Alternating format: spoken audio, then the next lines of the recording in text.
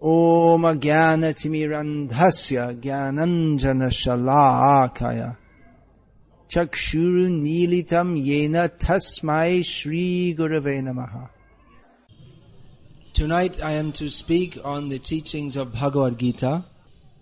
Here in India, people often ask us, how is it that the Western people are taking to Krishna consciousness? Now, there could be many answers given to that question.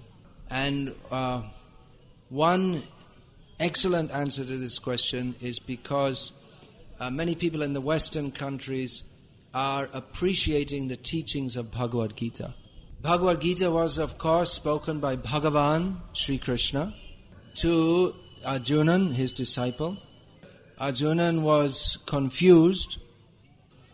He had one good quality, was that he knew that he was confused. Mostly everyone wants to show, yeah, I'm fine, no problem. But actually in this material world, we are all confused. And we all have many problems. As Bhagavan points out in Bhagavad-Gita, everyone in this world has at least 4 major problems. Janma, Mrityu, Jara, Vyadhi, birth, death, old age and disease. So, Krishna spoke Bhagavad-Gita to Arjuna not exactly as a religious instruction. Arjuna did not ask Krishna, please give me some religious instruction. He said, I am confused, give me a practical solution. So Bhagavad-Gita is a practical solution to all the problems of life. It is a scientific presentation that will appeal to the intelligence of any impartial and intelligent person. When we say that Bhagavad-Gita is scientific, we mean that if we can analyze its teachings and understand how they make sense. So in Bhagavad-Gita, Lord Krishna speaks about the highest stages of spiritual understanding. But remember, that's not what Arjuna was asking about. Arjuna had a very practical problem. He didn't know whether to fight or not. So Bhagavad-Gita is a very practical instruction, how everyone in their problem-filled lives can apply the spiritual teachings of Bhagavad-Gita and solve all their problems. Solve all the problems means we can rise above them. It's not that by reading Bhagavad-Gita all the problems go away, but our consciousness comes to a higher level so that we can tolerate and transcend them. So I was saying that Bhagavad-Gita is practical teaching. Let me give a practical example from Bhagavad-Gita. What is the first problem in human society? The first necessity is food. In Bhagavad-Gita, Lord Krishna speaks about food, the food problem. Anad bhavanti bhutani parjanyad anasambhavaha yagya bhavati parjanya yagya karma samudbhavaha. You can give the translation. So this is very practical. Everyone needs food. To produce anna, food, rain is required. And the supply of food and of rain depends on the clemency of Bhagavan. If there's no rain, then everything becomes very difficult. I think you have a little experience of that in Tamil Nadu. Now, rain is required, sunshine is required. By saying rain is required, that implies that the right weather conditions also are required. Rain is required, but not too much. And it's required at the right season and at the right time. If heavy rain comes just before the rice is harvested, well, that rain is not wanted. So to have the right amount of sun at the right time, the right amount of rain at the right time, it all depends upon the mercy of God. Which in former ages people performed yagyas for invoking the mercy of God. Nowadays the weather conditions are very disturbed. Formerly there were 2 monsoons over most of India. Now in Tamil Nadu you hardly get one. And, all the time there is, you see, again recently there was the threat of tsunami. Now we may give the scientists may give some reasons for all of this, how the weather is very disturbed. But the underlying reason is that people are becoming sinful. We know in science that for every action there is an equal and opposite reaction. So this works in the subtle sphere also. We cannot think that we will kill animals and engage in illicit sex and so much corruption and there will be no karmic reaction. There will be. Last night I came from Dubai to Chennai by flight, and I was speaking with a gentleman from Chennai who specializes in analyzing terrorism. Yeah, he just addressed a conference in England on Tivravadam, terrorism. So I said to him, you see, every day literally millions of animals and birds and fish are killed, so don't be surprised, mercilessly killed, so don't be surprised if humans also kill humans mercilessly. Every day, so we've heard, it's estimated there are about 70 or 80,000 cows killed in India. The cow is our mother, she gives us milk. To kill the cow is the greatest sin. But it's going on rampantly. Politics is conducted only on the basis of money. So the politicians don't care. They think, well, if we get money from killing cows, it's good. But previously, the politicians, that means the rajas, they took guidance from the brahmanas who had spiritual knowledge. We see, for instance, in Ramayana that Dasharath was, although he was a very powerful king, he was subservient to Vishwamitra. And if there had been any instance of anyone even beating a cow, what to speak of killing a cow, then Dasharath Maharaj would be out there and he would punish that miscreant. But nowadays the politicians themselves are organizing the slaughterhouses. This is Kali Yuga. We cannot expect any welfare for anyone in a state where violence is institutionalized. So this we understand from Bhagavad-Gita, the subtle implications of activities. People think, what does it matter if we kill animals, if we're corrupt and we exploit people, what does it matter? But they don't know that they have to be punished for their sinful activities, either in this life or in the next life. So Bhagavad-Gita can, we make this claim that the knowledge of Bhagavad-Gita can solve all the problems of human society. So let's make a practical analysis. What are the problems facing Tamil Nadu today? Well, today, it's very hot, that's one problem. Adhikamana, what is it? Taptam? Vayil. Adhikamana. Vayil. All right, too hot. Then another problem is power cuts. Then there's a problem of poverty, is still very widespread. Unemployment.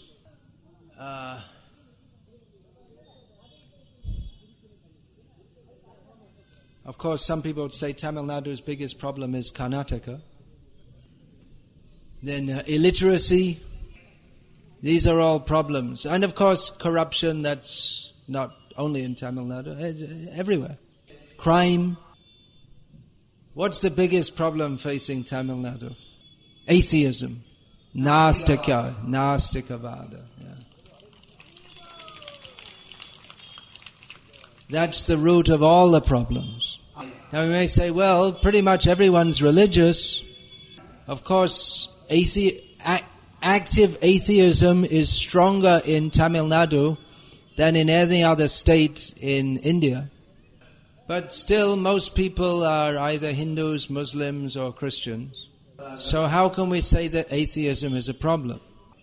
It's a problem because even though people claim to belong to a religious sect, no one actually knows who is God. Mostly people think that religion is just a matter of faith. They think if you're a Christian, you go to church on a Sunday.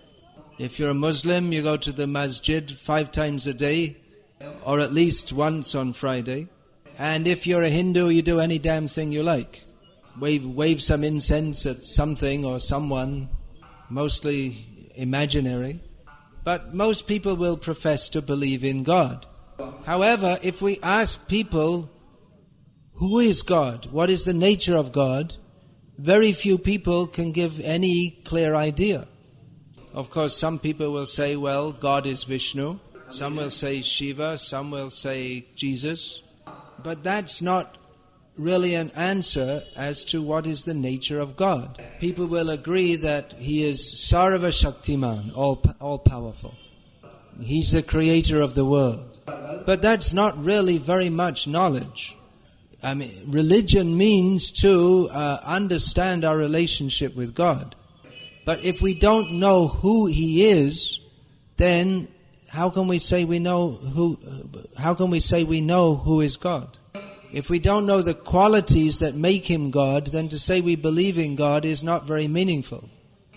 Just like many people, maybe the people at the back will be asked not to speak. Many people in modern Western cities have never seen a cow except on TV. So if you ask someone, do you believe in cows? And they say, yes. So you say, well, do you know what is a cow? You say, well, it's an animal. But they don't really know much what's the difference between a cow and a buffalo and a zebra and a hippopotamus. They don't know, and they don't really care either. It doesn't make that much difference to them between the difference between a cow and a buffalo. So if we say we believe in God, and what do you know about God? Well, He's all powerful, He's creator of the world, and that's all. Then that means that we don't take God very seriously. What is it that makes God God? Bhagavad-Gita means the song of Bhagavan. Bhagavan means the Supreme Person. So what is it that makes Him supreme? That is scientifically analyzed in Shastra. Aishvaryasya samagrasya viryasya yashasa shriyaha jnana vairagya yaschaiva shannang bhaga itingena. Who is Bhagavan is He who possesses all auspicious qualities in full. He possesses all wealth. Everything belongs to Bhagavan. Someone who does not recognize this is a thief. Someone may be a very rich man, such as Ambani number 1, Ambani number 2. Here in Tamil Nadu we have the TV Sundaram. So there are so many rich people. But if actually everything belongs to Bhagavan, if we don't recognize that and we think it's my money, then we're a thief.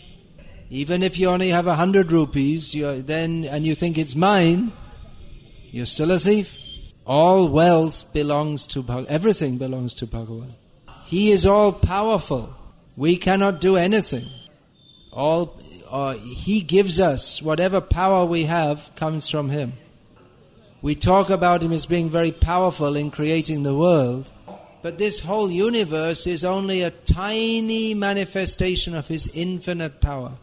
As He says in Bhagavad-Gita, Ekang Shena Stito Jagat. This whole massive universe is only one tiny representation of His infinite power. Then, who is all famous? That is Bhagavan. So, who is Bhagavan should be recognized as Bhagavan, not just by a few people on this planet, but throughout the universe and throughout all the universes. And Bhagavan is all beautiful. We should not think that Bhagavan has no form. His form is all beautiful. We are attracted to the beauty of this world. But the most beautiful woman of this world is only possesses a perverted reflection of a tiny portion of the beauty of the Supreme Personality of Godhead. Bhagavan means all knowledgeable. He knows everything, past, present and future. And He's also the most detached. He has all power, but He does not exploit us. Anyone in this world who gets power, they like to exploit others. But who is actually Bhagavan, even though He possesses anything, He's not everything, He's not attached to anything. So without having this scientific knowledge of God, even those who say they believe in God, their position is not much better than those who openly defy the existence of God. We should know who God is, because we all have an intimate relationship with Him. We have to dedicate ourselves fully to Him. But how can we do that if we don't know who He is? So Bhagavad-Gita as the introduction and Srimad Bhagavatam as the voluminous follow-up gives us intimate, intricate knowledge of Bhagavan. Who is Bhagavan? Krishna. Why should we say that? Because if we analyze, we find that only Krishna possesses in full all opulence, all power, all fame, all beauty, all knowledge, and all renunciation. People need to know this. We are only in this human form of life for a very short time. Very soon we shall all have to die. Does that sound very sad? Maybe, but it's a fact. If I say to you all, you're all going to die soon, it's not a curse, it's just a statement of fact. It doesn't matter whether one is a big politician, a big rich man, famous sports star. Everyone is crushed by the wheel of time. Previously, this was part of the Pandya Desha. Is it not? No? You don't know. So you don't even know. Right? Is it not? Pallava. And then there's Pandya, and then further south there was the Cholas. Yes. So the Pallava kings, they were very powerful. And you can imagine if the king came, that everyone would come out and they'd be very impressed and like this. But nowadays no one even knows their names hardly. So nowadays we have big famous people, cinema stars, politicians, Chennai super knights. Cricket, you don't know? I know better than you. Super kings, is it? Knights are somewhere else. Calcutta Knights or that. Anyway, it's all madness. So the great heroes in the stadium hitting the ball, in course of time, no one will even know the name of the great heroes. The great cricket star, he may come back as a worm in the cricket grass, cricket field. So please consider, Labdva sudurlabamidang bahusambhavante manusham artadam anityam apihadhira turnamya tetana patedanumritya yava nishrayasaya vishaya kalu sarvata syat. We have attained this human form of life after many, many births. But we will have to die soon. This human form of life is the opportunity to attain knowledge of God and get free from the cycle of birth and death. Therefore, having attained this rare human and valuable human form of life, we should do whatever is required that before we die, we will not get born again. Before we die, we should do whatever is required so that we do not get born again. We should not spend human form of life trying to get sense gratification. That we've already done in the bodies of cats and dogs and fish and birds and indras and worms in stool. So please take this Krishna consciousness movement very seriously. It is a scientific presentation of knowledge of God on the basis of Bhagavad-Gita. This is the real glory of India, the spiritual culture. It is not very glorious to have a Ford factory. It is not very glorious to adopt the Western way of life. The real glory is in the spiritual culture. And Tamil Nadu has the best temples, the most glorious temples. Actually, these kings, the Pandya kings, Chola kings, Pallava kings, they understood, I'm only a king for a short time. My main duty is to worship God. Therefore, they built all these beautiful temples. So the number of Vaishnavas is expanding all over the world. All over the world, Sri Rangam is famous. Tirupati, of course, that's now in Andhra Pradesh, but that's famous. People are coming from all over the world to Tamil Nadu not to see the factories. They're coming to see the great temples that your forefathers built with such love for Vishnu. So it is most sad that the people of India, and especially in Tamil Nadu, are neglecting and rejecting this culture. You have such a great culture, and instead you are adopting these stupid things like watching cricket. Human life is meant for understanding God, but instead you are wasting your time throwing a ball and hitting it with a piece of wood. Thank you for the appreciation. Maybe some people would throw bricks at me, or cricket balls. So you are the best people so why not take this Krishna consciousness very seriously? Of course, it's not possible to follow all the rituals as was previously done. But Chaitanya Mahaprabhu, who also traveled very extensively in this area, he has introduced a process by which we can get all the results of bhakti. This process is stated in Shastra. Harer nama, harer nama, harer nama eva kevalam kalo nas jeva gatir anyatha. Simply by chanting the names of Krishna, one gets all the results of all the pious processes that can be possibly attained. So please take this Krishna conscious movement very seriously.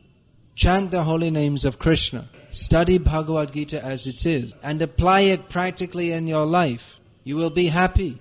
We invite the political leaders also, that if you actually want to do something good for the people, you should do it on the basis of the instructions of Bhagavad-Gita. Bhagavad-Gita was spoken, traditionally it was spoken among the kings. It's Raja, in Bhagavad-Gita it is stated Raja Vidya. This is the knowledge imparted to the kings. So whoever you may be, wherever you may be, please take up this Krishna consciousness very seriously by chanting Hare Krishna, Krishna Krishna, Hare Hare, Hare Rama, Rama Rama, Hare Hare. Rambanandri.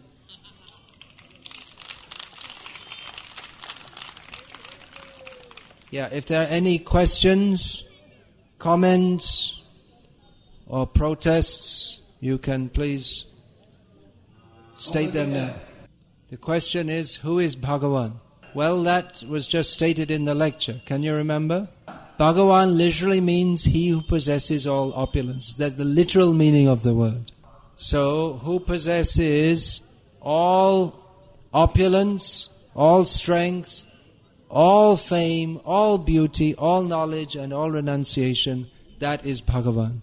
And those who are experts in the science of spiritual knowledge, they have ascertained that no one else is fit to, no one else fits that description but Sri Krishna. Therefore, Krishna's instruction is called Bhagavad-Gita. Yeah, this gentleman has a question. Okay, repeat it in Tamil and tell me in English. Okay. Swami Vivekananda stated that you can gain more knowledge by playing football rather than reading Bhagavad-Gita. He was saying cricket. So cricket is also a game like football. When Swami Vivekananda was also a spiritual leader, when he encouraged sports, why you were speaking against the sport? Why should we accept what Swami Vivekananda says? We should accept what Krishna says. When Krishna is accepted as the spiritual authority by all the great spiritual authorities, then we should take his word. Swami Vivekananda says one thing. Swami something else Ananda says something else. Swami stand on your head Ananda says something else. Stand on your head Ananda says something else.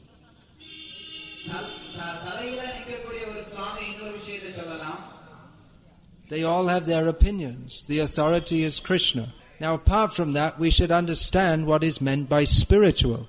Spiritual, the very meaning of spiritual begins with understanding the difference between the soul and the body. The soul is eternal. The body is temporary. How on earth is that going to be understood by playing football or cricket, which is a completely bodily activity? If you want to understand physics, you have to study the particular science of physics from a physics professor. If you want to understand medicine, you have to study it's a specific science which you have to study under a specific process. You might as well say, well, no need to study medicine, just go and play cricket. By playing cricket, you might get a healthy body. Although actually it's not even very good for the body. It's like a one-sided, right? But by playing cricket, you don't get knowledge of anything else except how to play cricket. So it seems that in this case, Swami Vivekananda's Vivek wasn't working very well. I mean, you just use your Vivek and think about it.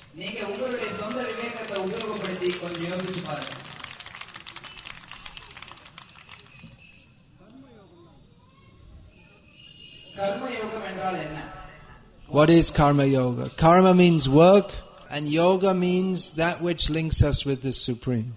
Karma Yoga means working in consciousness of the Supreme.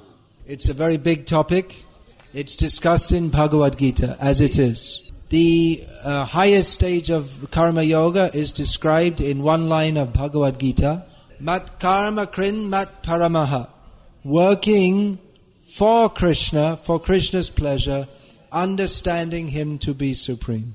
We have one book called Karma Yoga, isn't it? Do they have that in Tamil? That's called, in English, what's it called? It's called in English? I can't remember. Message of Godhead, yeah. We don't have that in Tamil? Okay. All right. Another question, please. You have mentioned 6 qualifications for God, and also you said Krishna possesses all those qualifications. How we can say for sure that Krishna possesses all these qualifications?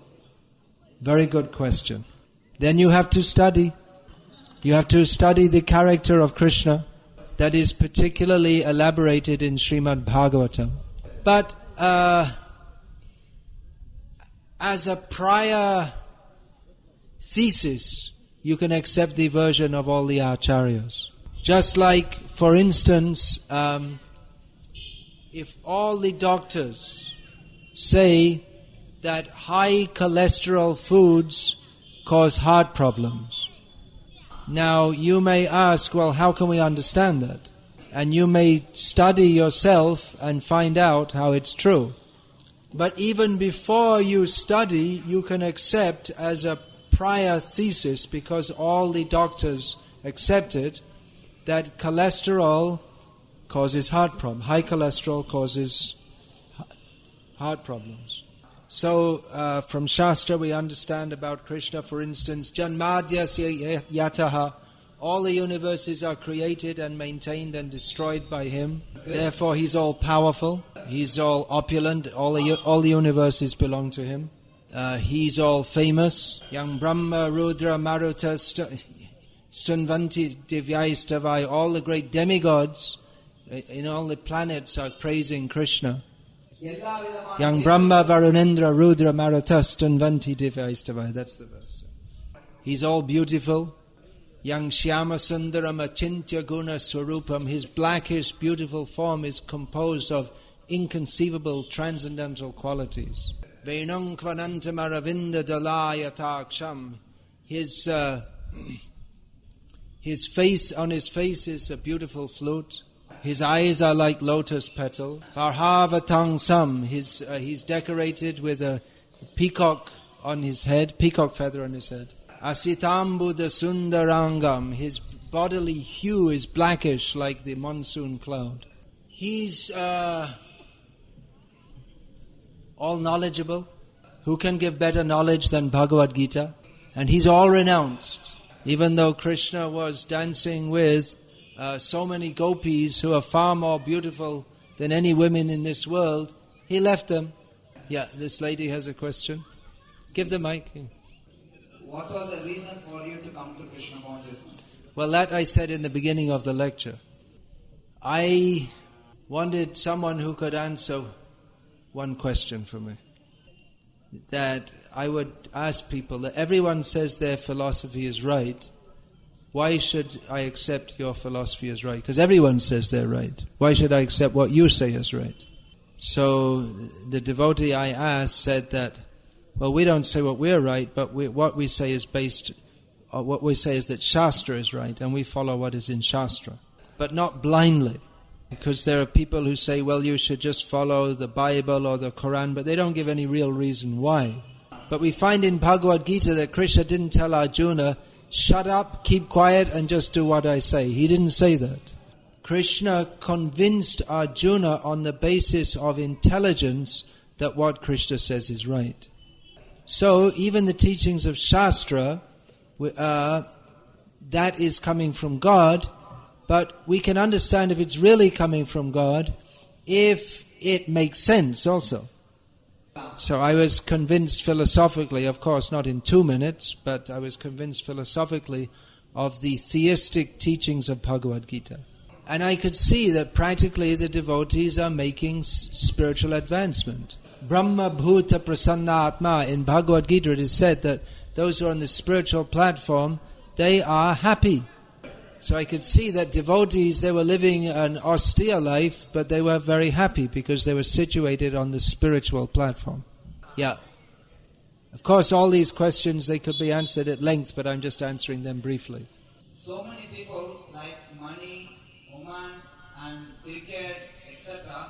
TV, cinema, all these things, they are stopping us from doing bhakti. How should we protect us from these attacks? Well, ultimately no one can stop you from doing bhakti. The most powerful person in the universe, Hiranyakashipu, couldn't even stop a little boy Prahlad from doing bhakti. So if we really want to do bhakti, then we can remember Prahlad, pray to Prahlad, and even if all the mini Hiranyakashipus of the world are against us, then we can go on. Fighting against Arjunan were Bhishma, Drona, Pramukhata, Karna, Shalya, Ashvatthama, Jayadratha, Duryodhana. Big fighters. It was like being in an ocean with big alligators. But Kaivartaka Keshava, Krishna, was steering the boat and steered Arjuna through the dangerous ocean of the Kaurava army. So, Jayastu Pandu Putranam Yesham Pakshe Janadana. The Pandavas must be successful because Janadana is on their side. So if we have the faith, we should have the faith that if Krishna is on our side, then even if the whole world is against us, no one can touch one hair of our head. So don't worry about all these mini Hiranyakashipus. You go on chanting Hare Krishna. These demons, they are a test. If there had been no Durvasa, how could we know the glories of Ambarish? If there was no Hiranyakashipu, how could we know the glories of Prahlad? So if we actually have bhakti, then we must continue under all circumstances. Even in the modern age, in the USSR, some Hare Krishna devotees were tortured and killed by the KGB, the Russian secret police, but they never stopped chanting Hare Krishna. And the situation in India, and especially in Tamil Nadu, is so bad that it might be that within a short time people are literally tortured for chanting Hare Krishna. You have to be prepared for that. Don't give up Krishna, and Krishna will never give up you. Yeah, then? Bhagavad-Gita teaches moral ethics, which are also Teaches given, more? Teaches moral things which are also given in Tiruppural. And Bhagavad-Gita is not so much about morals. It's more philosophical. Shastras like Ramayana and other things also talks about Ram and Muruga like that. But why is Ram and? Oh, different Shastra. Yeah. Ram, Muruga, etc. And why you specifically insist on Krishna? Then you haven't read Bhagavad-Gita. I think you have not read Bhagavad-Gita as it is. Well, in the beginning of Bhagavad-Gita, Krishna chastised Arjuna. He chastised him that you are talking like a pandit, but actually you don't know what you're talking about. So I think this applies to you also.